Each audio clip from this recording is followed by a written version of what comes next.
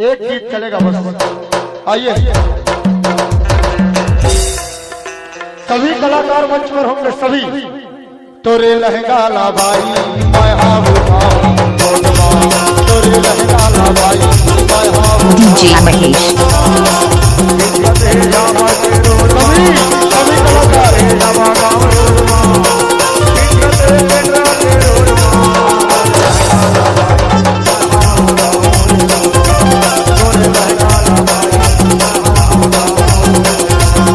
DJ Mahesh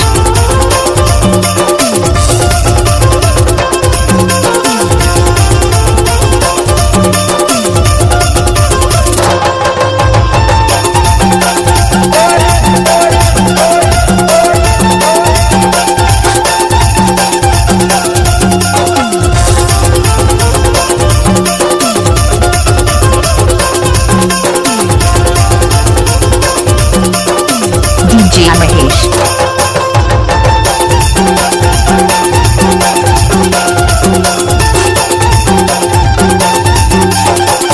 तोरे लहंगा बड़ा महंगा है भाई महंगा है लहंगा तो महंगा है भाई।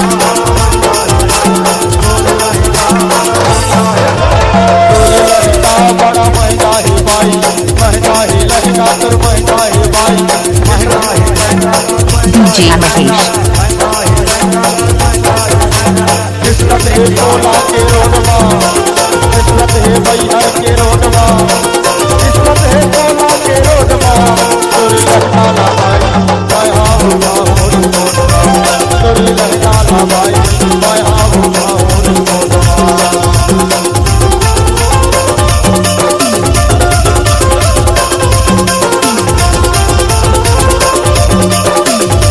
DJ महेश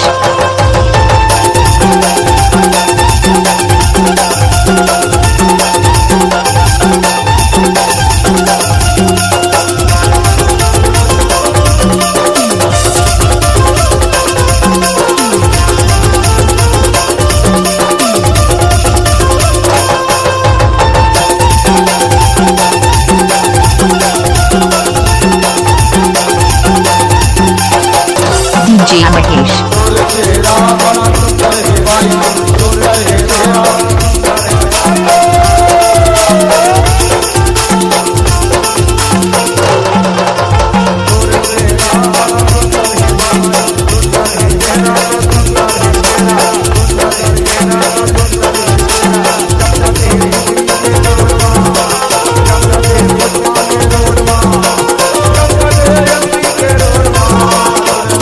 DJ महेश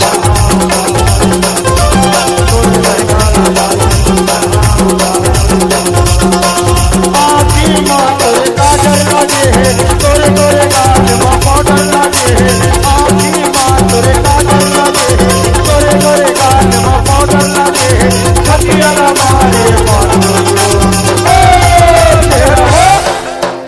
तोरे चेहरा वो भाई लेवा तुम्हारा हो तोरे चेहरा DJ महेश तुम्हारा हो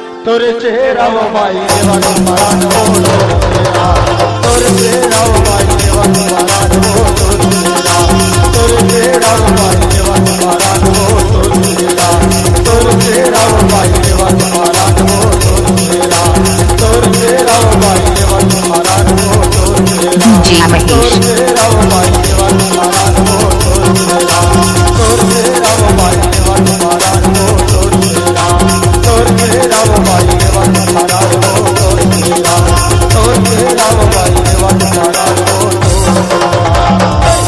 आइए बहुत बहुत धन्यवाद। और कार्यक्रम की अंतिम प्रस्तुति आरती गीत के साथ कार्यक्रम DJ की अंतिम Amahesh. प्रस्तुति चलिए पड़वार जी।